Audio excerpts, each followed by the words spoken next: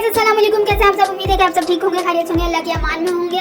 Welcome है आज एक न्यू रेसिपी के साथ जो है कोफ्ता बिरयानी। उसके लिए जो हमें सामान चाहिए वो मैंने यहाँ लिख दिया, फिर भी मैं आपको वर्बली भी बता देती हूँ। चिकन का कीमा हाफ केजी, पीसी लाल मिर्च 1 चम्मच, कोफ्ता मसाला 2 चम्मच, धनिया जीरा भुना हुआ 1 चम्मच, प्याज हमें चाहिए 1 इस तरह बारीक कट की हुई, हरा धनिया आधी गड्डी, बेसन 2 चम्मच, हरी मिर्चें 1 से 2 बिल्कुल बारीक कट की हुई, अदरक लहसुन का पेस्ट 1 चम्मच, अंडा 1 चम्मच। इस तरीके से मिक्स कर लेंगे। कोयले का धुआं देके 15 से मिनट के लिए इसे रख देंगे ताकि कोयले के धुआं की अच्छी सी स्मेल इसमें आ जाए। बिना स्किप कीजिए पूरी वीडियो देखेगा ताकि आपको अच्छे से समझ आ सके। अगर आप मेरे चैनल पर नहीं हो तो सब्सक्राइब करके जरूर जाएगा ताकि आपको ऐसी अच्छी वीडियो देखने को मिलती रहे। अब हमें चाहिए प्याज 4 से 5 और जो इंग्रेडिएंट्स मैंने फिर यहाँ लिख दिया है, अदरक लहसुन है, हरी मिर्चें हैं, बादाम है, काजू है।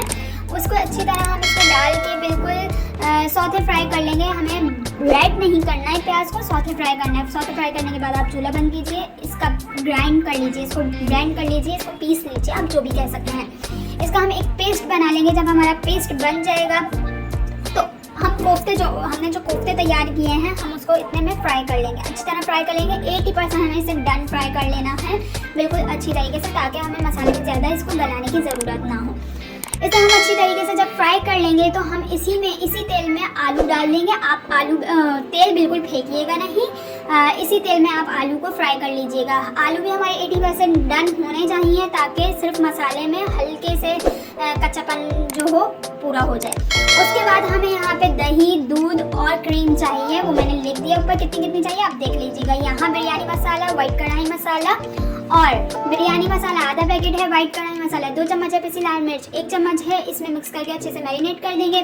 और अब यहाँ पे हमने जो प्याज वाला पेस्ट बनाया था वो डाल के भूनेंगे अच्छी तरह। फिर टमाटर डाल के 2 मीडियम साइज़ के टमाटर डालेंगे। उसके बाद हम इसमें जो पेस्ट बनाया था दही वाला वो डाल देंगे। इसके अंदर हम कोफ्ते और आलू भी ऐड कर देंगे।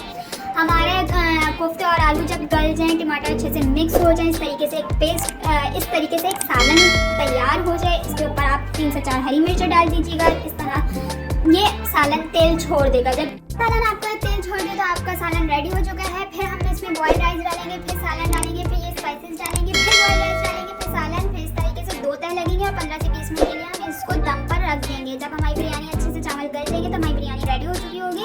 इस तरीके से आपकी बिरयानी रेडी है। आप भी अपने दोस्तों के साथ ज़रूर इसको शेयर कीजिए ताकि उनको भी ये रेसिपी बहुत ही अच्छी लगे।